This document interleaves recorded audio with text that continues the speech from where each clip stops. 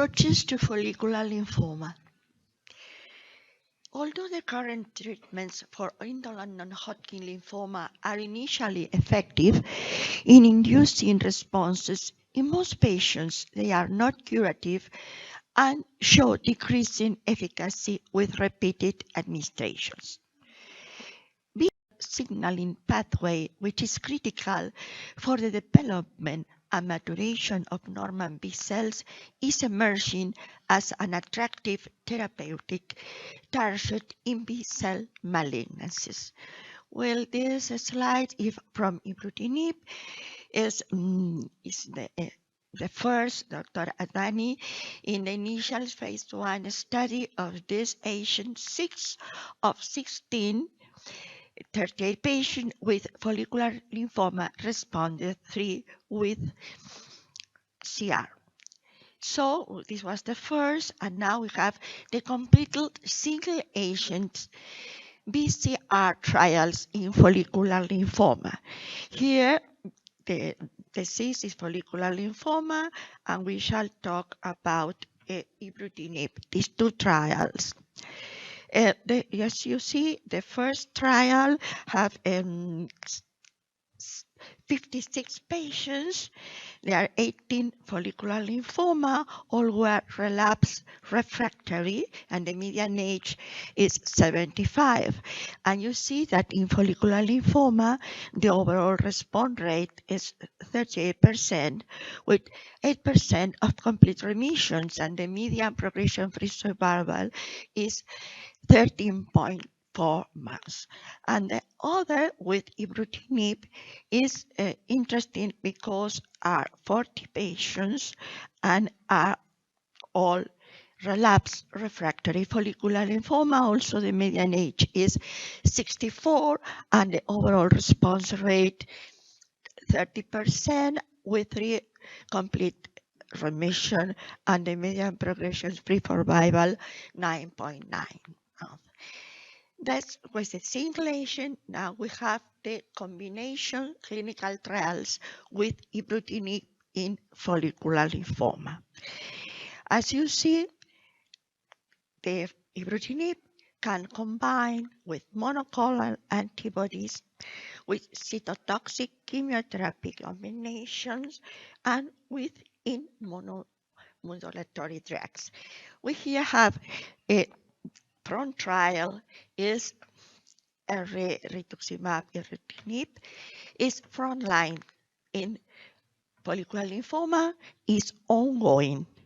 Then you have the others, ibrutinib plus cytotoxic chemotherapy, and you have that the paper from Maddock in Blood 2015, you see that follicular lymphoma has 90% of response and 50 CR, not reach the progression-free survival.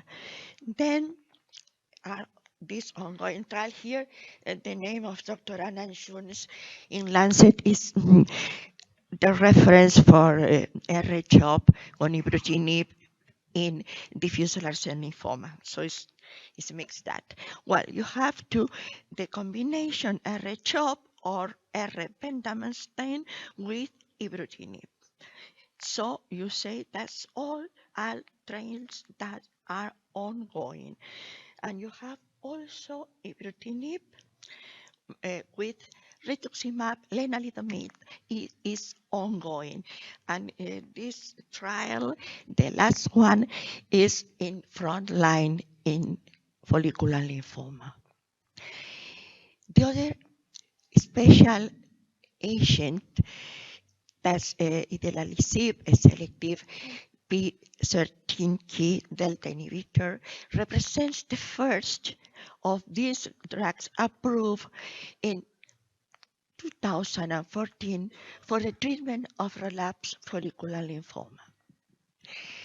So here we have the trials using idelalisib in follicular lymphoma as single agent.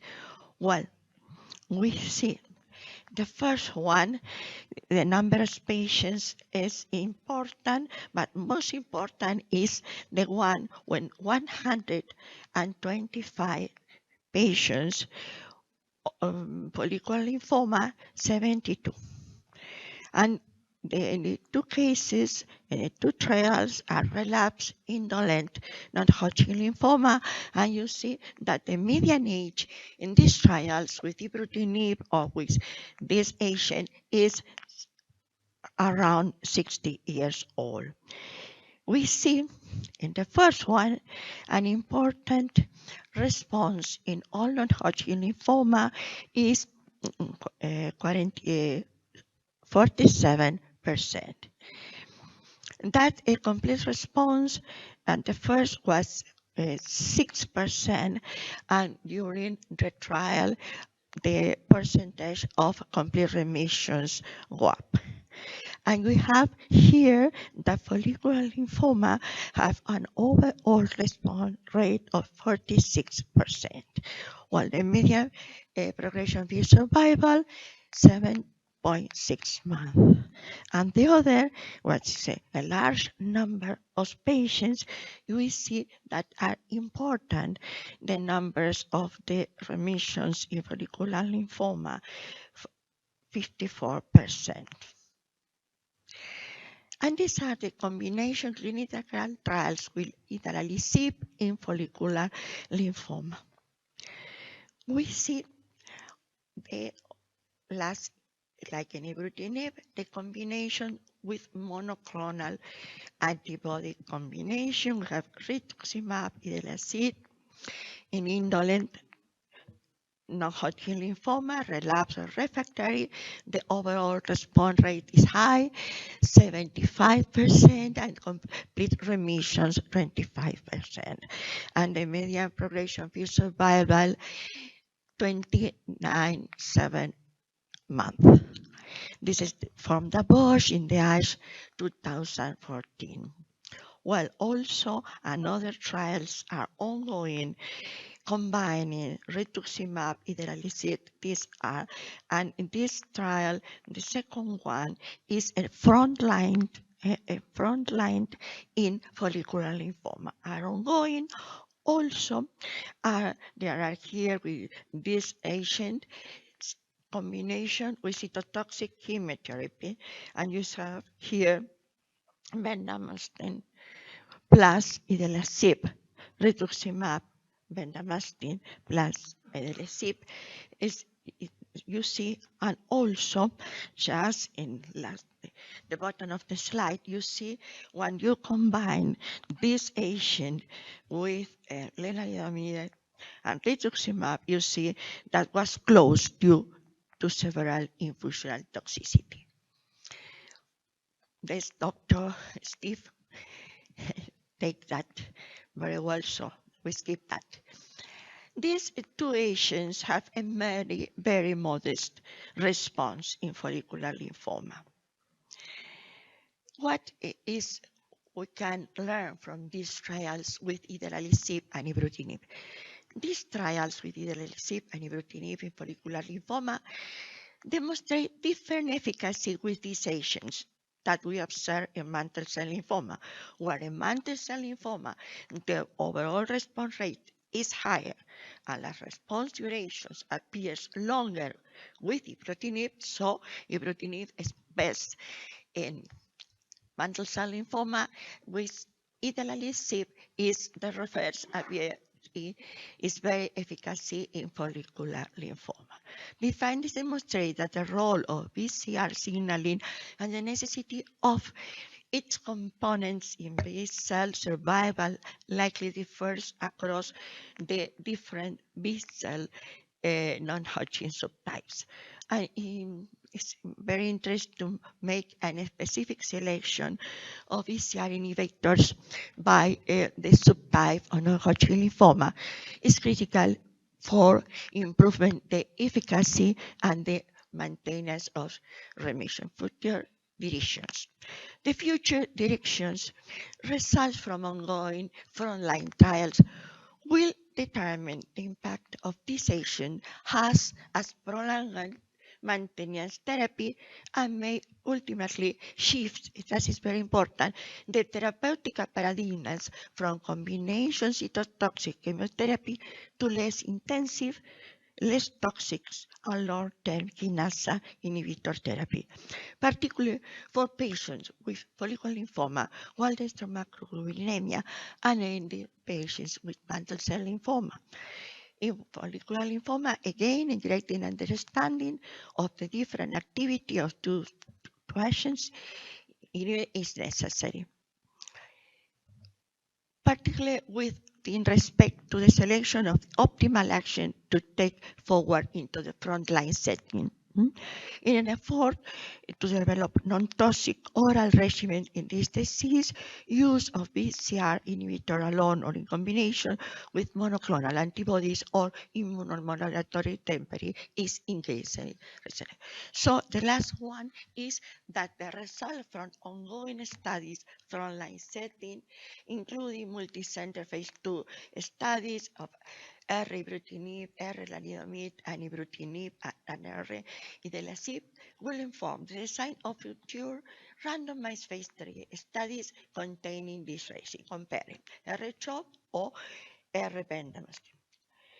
What is important? The identification of patients with poor prognosis, high FLIPI, or early progression within 24 months, and analysis of the outcomes with these less intensive approaches compared with conventional cytotoxic chemotherapy will be important.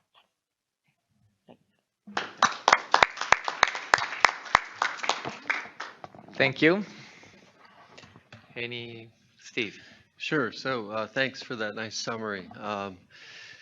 So it seems that this area is a bit, I don't know, in my mind at least, muddled.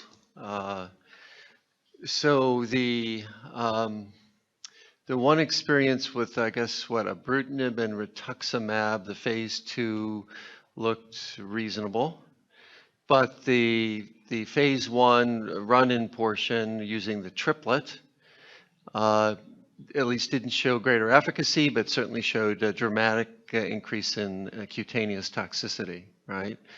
But that's continuing in a phase 2. Then, of course, in most of those studies are lower or intermediate risk. So I think the last slide, your point is a very good one. You have to, what's going to go on with the higher risk patients. So, I mean, where's this whole field going? Especially considering you mentioned maintenance with these oral TKIs. That's certainly going to be very expensive compared to how they're currently managed. So any thoughts or visions of how you think this is going to end up?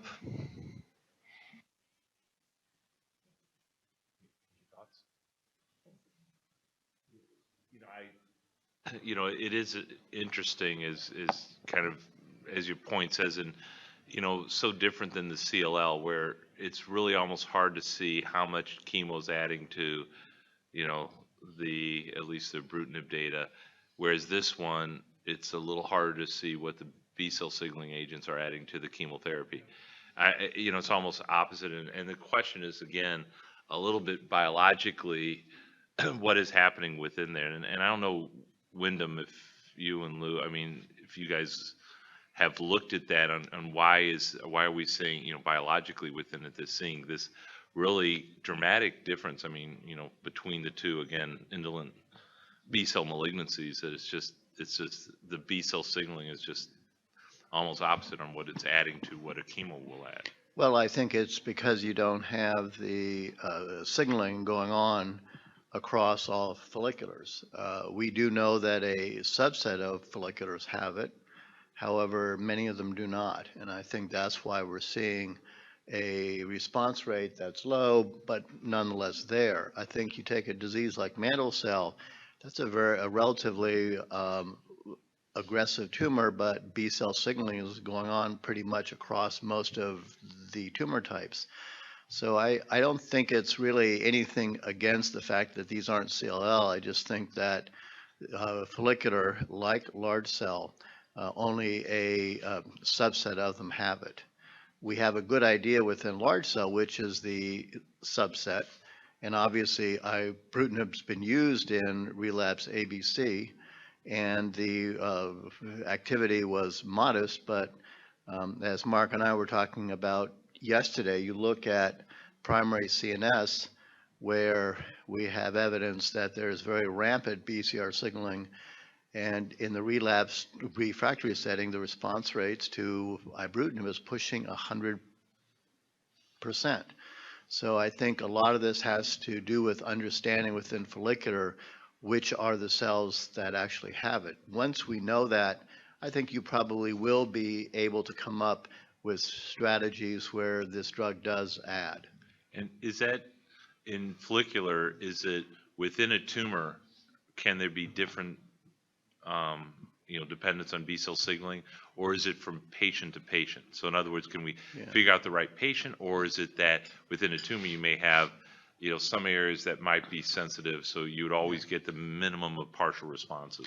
From what we understand, I mean, obviously there's probably always heterogeneity within tumors, but I think it's more related to the actual, the differentiation state of the tumor. So I would say that it's more that once you identify it within one patient, their tumors more or less probably have depend on it. One of the things that we see, at least in large cell, is that there are these escapes. And so if we understand, number one, which tumors have it, and then we begin to understand how the escape works, we might be able to enhance the activity even further. Thank you. No, sorry. Yes.